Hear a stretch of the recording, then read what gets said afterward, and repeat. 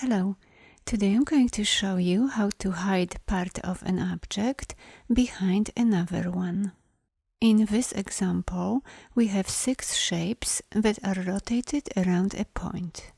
We would like to hide part of the yellow shape behind the red one, so all of them will overlap the same way. To do this, we will use the Pathfinder panel. First, select the red and yellow shapes, and then go to the Pathfinder window. If your Pathfinder window is not showing, go to Window and select Pathfinder.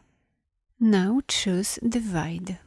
You will notice that part of the red shape was automatically placed in front of the blue shape. We can change it really easily later. The objects we divide are placed in a group. In order to separate them, we need to ungroup them. Let's select all the objects in this group, then right-click and choose Ungroup. Now we can select each part individually.